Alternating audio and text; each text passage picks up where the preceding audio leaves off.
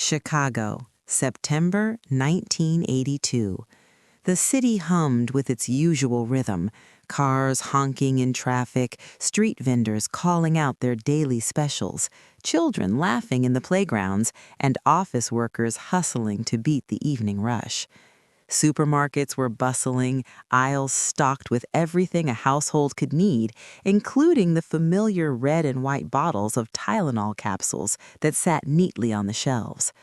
To most people, Tylenol was just a harmless remedy for headaches, colds, or minor aches, a trusted household staple. Among those shoppers was Mary Kellerman, a devoted wife and mother in her mid-40s. She maneuvered her cart carefully through the crowded aisle, glancing at her shopping list. "Get the extra-strength Tylenol for Henry," she murmured to herself, reaching for a bottle.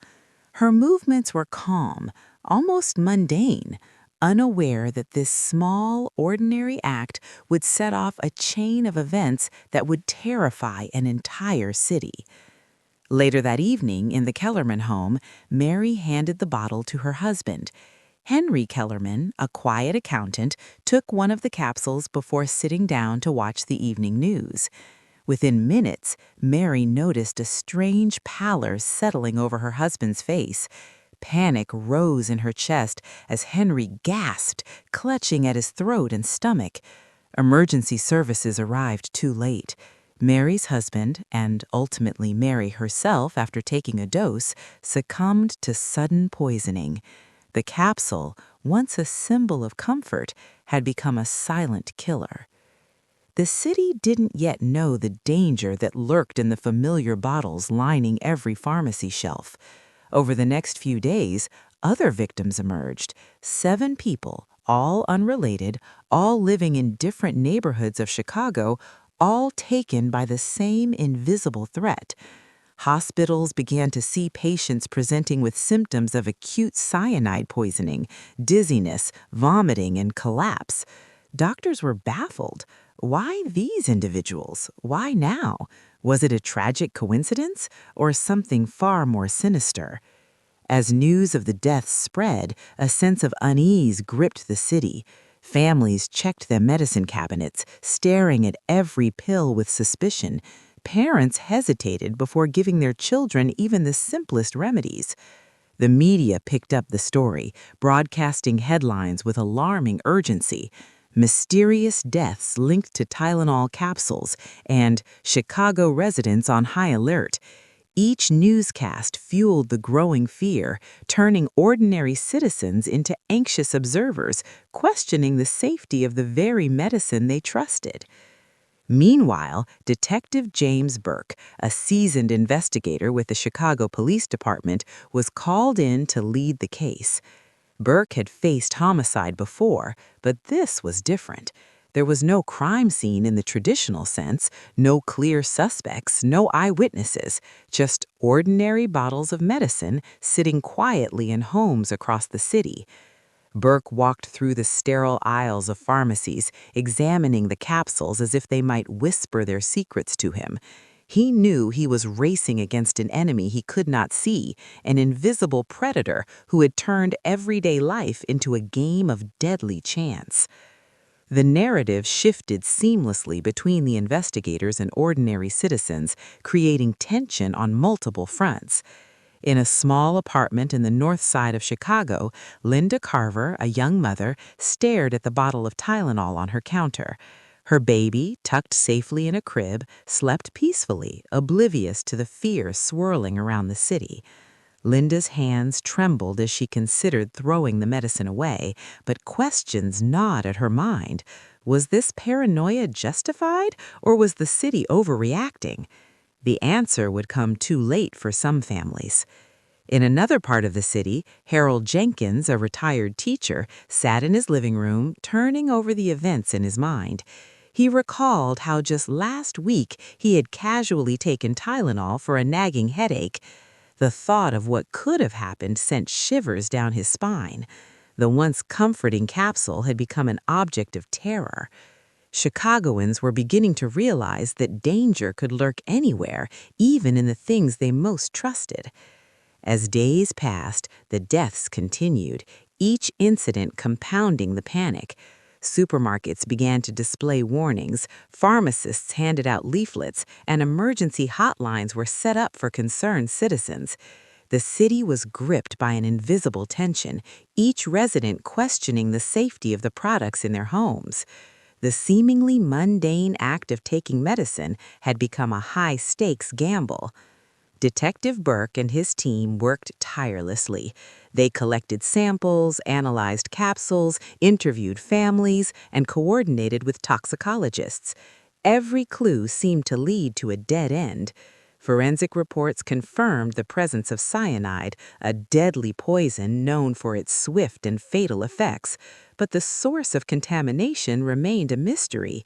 Questions piled up. Had someone tampered with the capsules at the factory? Was this an isolated batch, or had someone intentionally targeted Chicago, choosing a familiar household product as their weapon? Meanwhile, tension in the city escalated.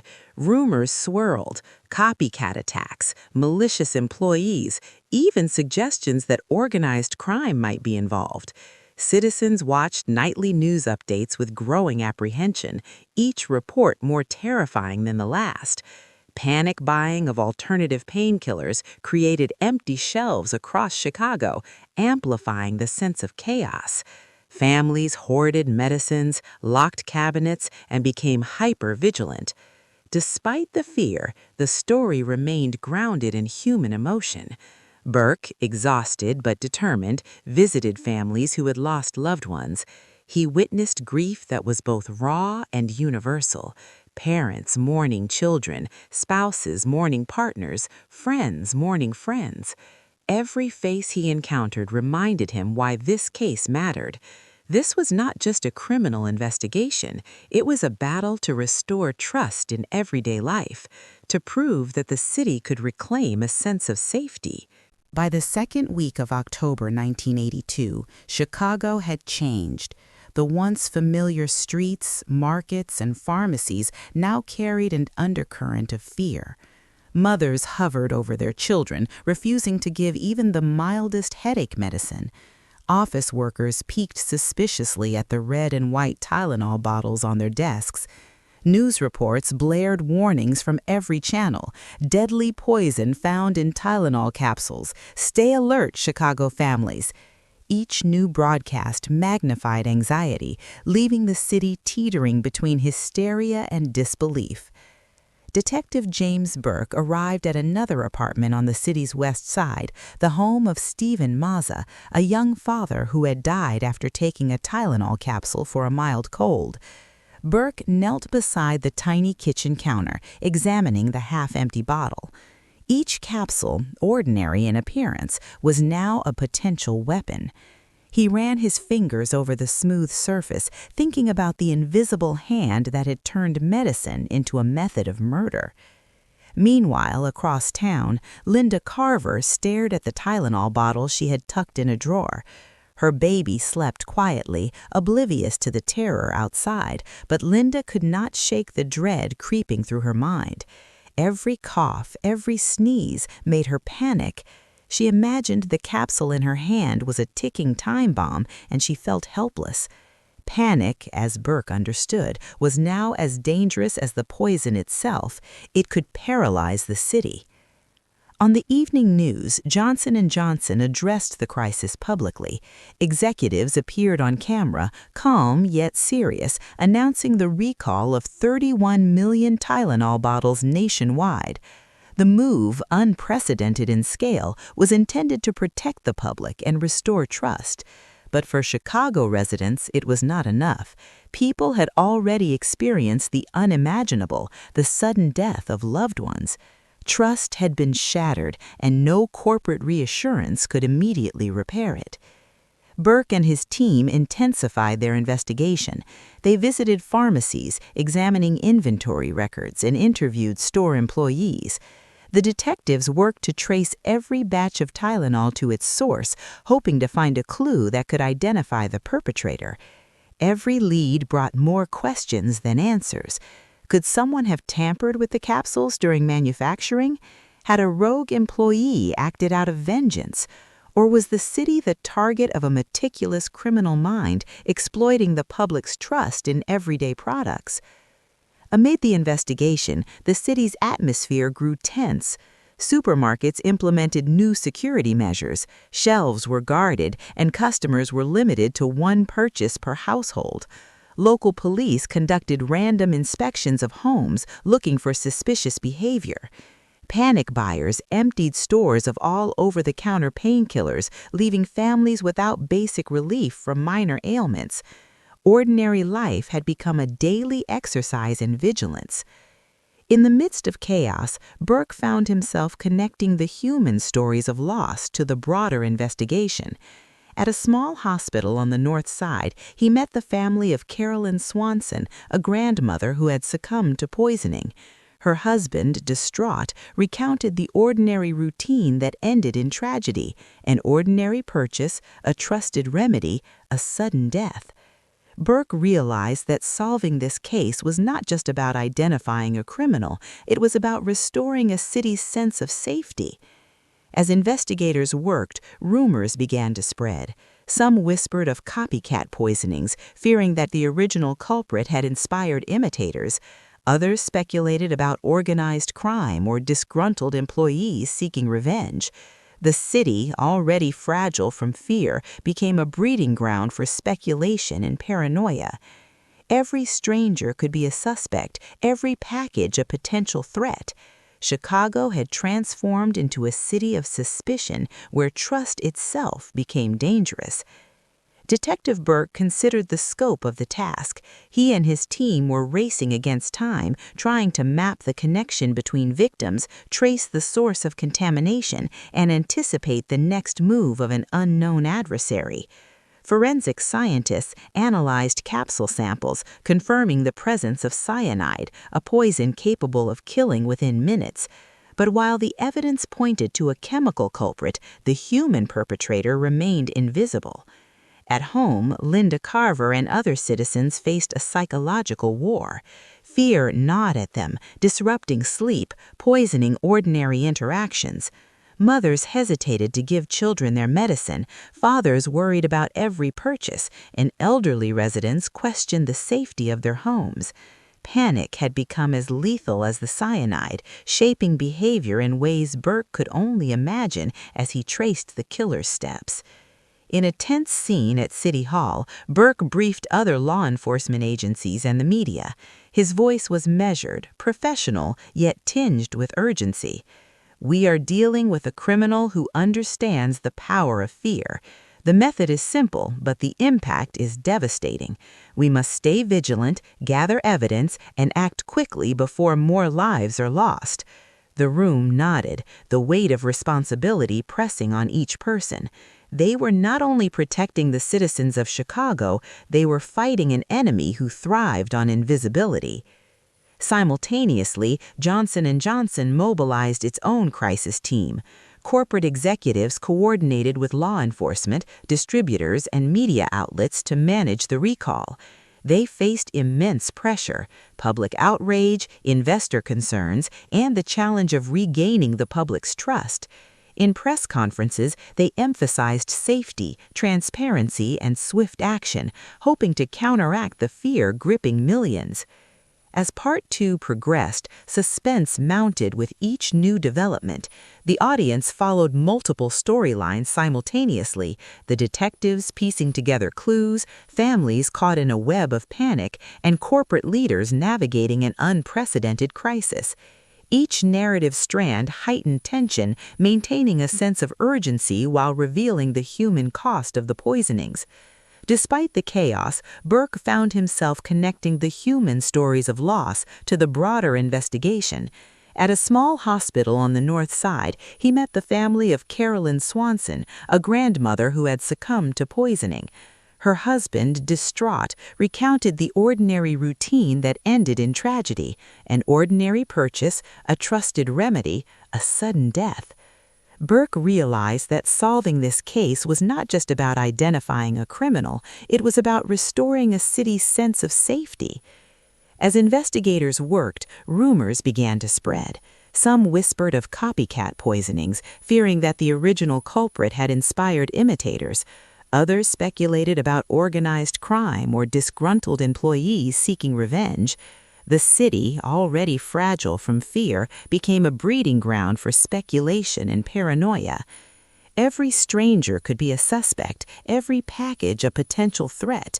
Chicago had transformed into a city of suspicion where trust itself became dangerous.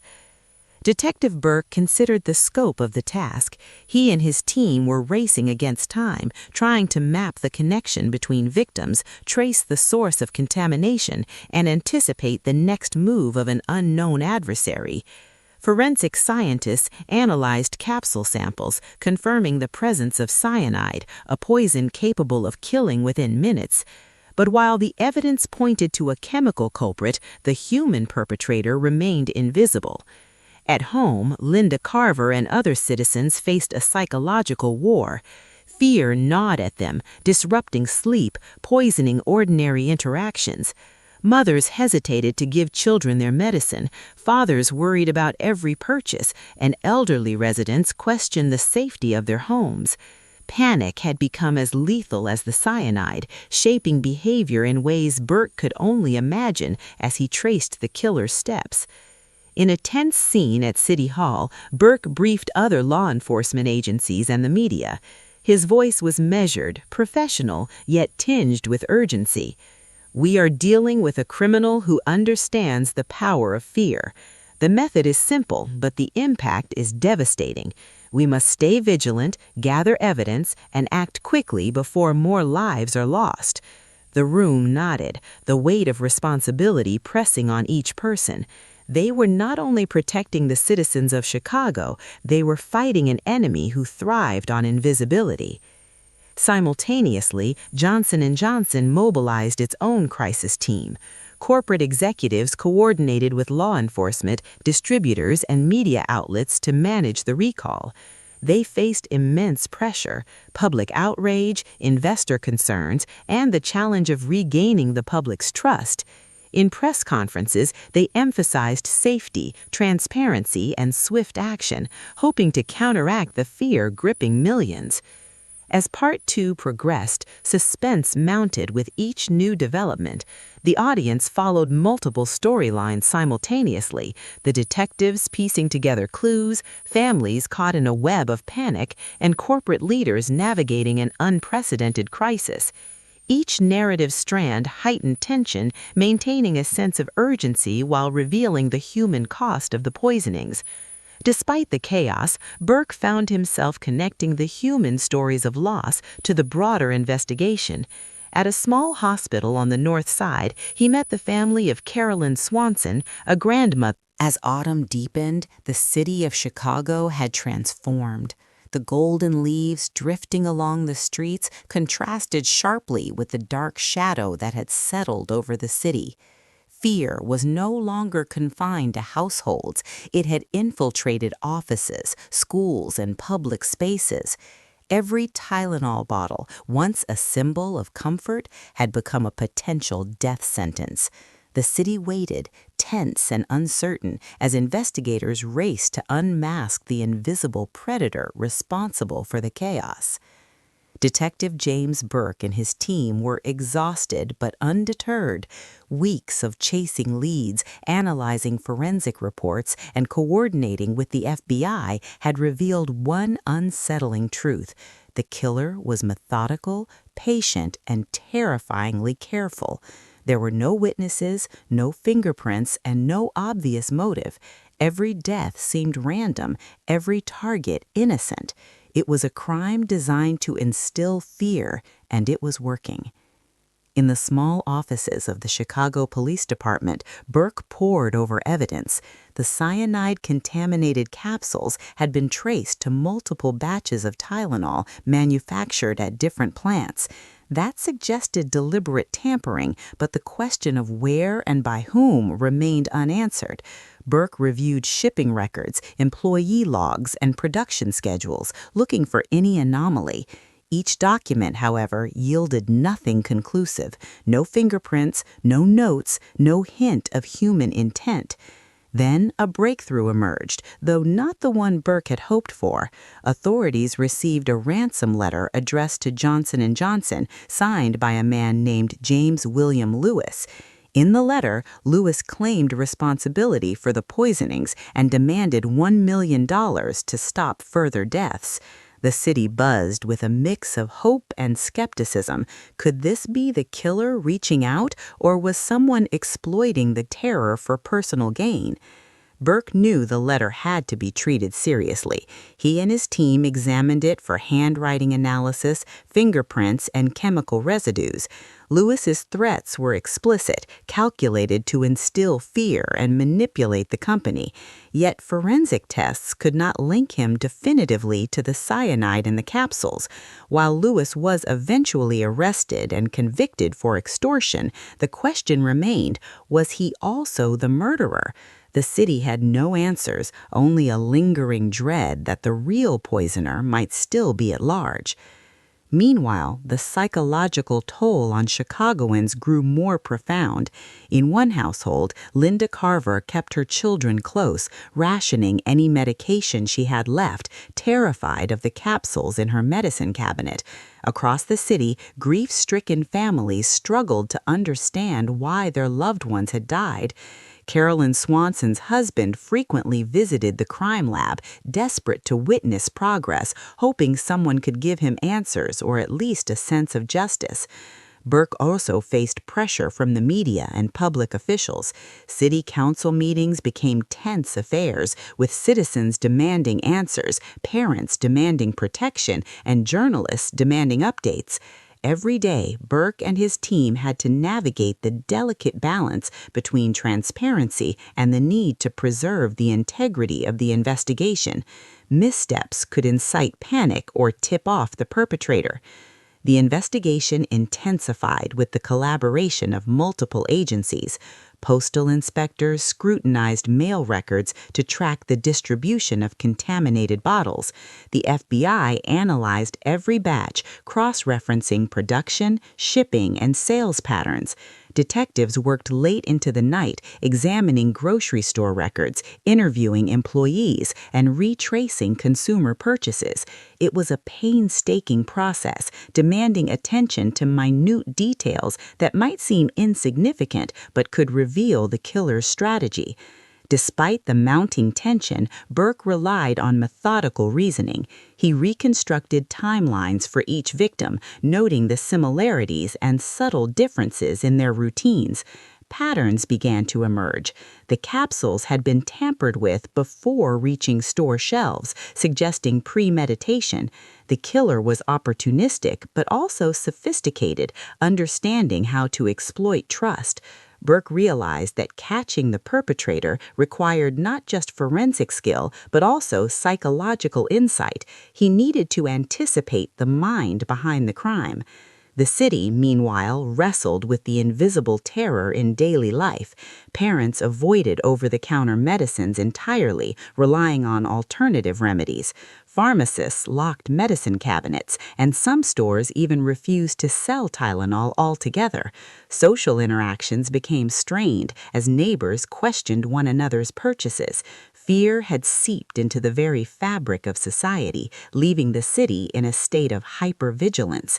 In the midst of chaos, Burke found moments of human connection that reminded him of what was at stake.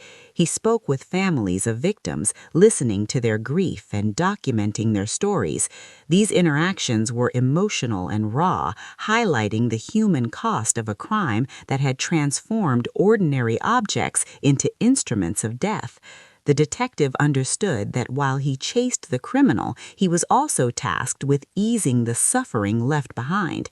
Bearing witness to tragedy became part of his duty. Yet the real killer remained elusive. Lewis's conviction for extortion provided a sense of progress, but it was an incomplete victory. The cyanide poisoning itself had never been solved.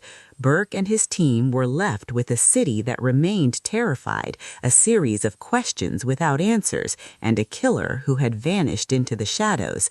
The suspense hung heavy over Chicago, each day bringing the potential for new deaths and renewed panic. By late October 1982, Chicago slowly began to breathe again, but the city's pulse was forever altered. The immediate threat of the Tylenol poisonings had subsided, thanks in part to Johnson & Johnson's unprecedented recall of 31 million bottles and the tireless work of law enforcement. Yet the psychological scars remained. Parents hesitated before giving their children any medicine, and citizens peered cautiously at every pill, every bottle, every simple act that had once been taken for granted. Fear had etched itself into the city's collective memory. Detective James Burke walked through a quiet Chicago street one evening, reflecting on the investigation. Weeks of sleepless nights, interviews, and forensic work had culminated in the arrest of James William Lewis for extortion. Lewis had sent the ransom note to Johnson & Johnson demanding $1 million in exchange for ceasing the poisonings. While law enforcement celebrated a measure of justice, Burke understood the bitter truth. The actual perpetrator of the cyanide-laced capsules had never been definitively identified. The deaths remained unsolved, the invisible killer still at large in the annals of Chicago's darkest history. In homes across the city, the aftermath was palpable. Families who had lost loved ones struggled to reclaim normalcy. Linda Carver, once consumed by fear for her children, began cautiously reintroducing small doses of medicine. Yet she could not shake the memory of the capsules that had so easily turned deadly. Communities came together, sharing stories, comforting one another, and creating networks to support those affected. The tragedy had fractured the city, but also forged bonds among citizens who had survived a shared trauma. Johnson & Johnson, meanwhile, faced scrutiny and unprecedented pressure from the public and media. The company responded decisively, pioneering tamper-evident packaging, sealing bottles with foil and plastic to prevent contamination. This innovation, born from tragedy, became a global standard, fundamentally transforming the pharmaceutical industry. What began as a corporate crisis evolved into a public safety revolution. Burke noted the irony. A single act of malice had prompted a change that would save countless lives in the decades to come. The media played a dual role in the aftermath. While their initial coverage had amplified panic, their later reporting highlighted lessons learned and the steps taken to prevent future tragedies. Public trust slowly returned, though cautiously. Chicagoans learned to navigate a world where vigilance was necessary, where ordinary objects could be dangerous, and where the line between safety and risk was thinner than they had ever imagined. For law enforcement, the Tylenol poisonings became a case study in modern investigative challenges. Detectives analyzed the mistakes, successes, and limitations of their response. Burke lectured on the importance of rapid response, forensic innovation, and public communication in cases involving invisible threats. Though the killer had escaped justice for the murders themselves, the city had learned invaluable lessons about crisis management and community resilience. The families of victims became advocates for change. Many joined campaigns to promote medication safety, lobbying for stricter regulations on pharmaceutical packaging and labeling. They turned grief into action, ensuring that their losses would not be forgotten and that future generations might be spared similar tragedies. Through their advocacy, the human stories behind the headlines gained permanence, reminding the public that statistics and news reports represented real lives disrupted and lost. Psychologically, the impact lingered. Chicagoans remained cautious, often carrying emergency information and checking medicine labels meticulously. Children of the era grew up knowing the story of the poisonings, hearing about how something as ordinary as a painkiller could hide danger. The events of 1982 became a cautionary tale, a stark reminder of human vulnerability and the consequences of negligence or malice. Detective Burke, in particular, reflected on the duality of the case. It had exposed both the darkness of human intent and the resilience of ordinary citizens. He had witnessed grief, fear and anger, but also compassion, determination, and ingenuity. Families mourning their dead had found ways to cope, communities had adapted, and corporations had innovated. The crisis, though tragic, catalyzed progress. One chilling truth persisted. The cyanide-laced capsules had been a deliberate act of terror, executed by a person or people who understood the fragility of trust. Yet in the months following, Chicago slowly regained a sense of normalcy. Pharmacies reopened fully, medicine bottles returned to counters, and the city moved forward, cautious but determined. The invisible predator had instilled fear, but the city's response had demonstrated resilience. In public ceremonies and news retrospectives, the story of the Chicago Tylenol poisonings was recounted not only as a tale of horror, but also as one of transformation. Safety protocols introduced in the wake of the crisis became models for the nation. Tamper-evident packaging, rigorous quality checks, and coordinated emergency responses emerged as new standards. What began as a corporate crisis evolved into a public safety revolution. The story closed with a reflection on the dual nature of human experience, vulnerability and resilience, terror and hope, loss and renewal. Detective Burke, standing at the graves of victims, spoke quietly to the families who had lost everything. He said, "We may never know who did this, but we have learned how to protect the living. That is how we honor them." Chicago moved forward, forever changed but unbroken. The capsules remained ordinary objects in cabinets, but their history carried a warning. Citizens, corporations, and law enforcement had learned a valuable lesson. Safety is fragile, trust must be earned, and vigilance is the price of survival. The Tylenol poisonings were a dark chapter in American history, but from that darkness arose progress, caution, and resilience, a legacy that would echo far beyond the city's borders.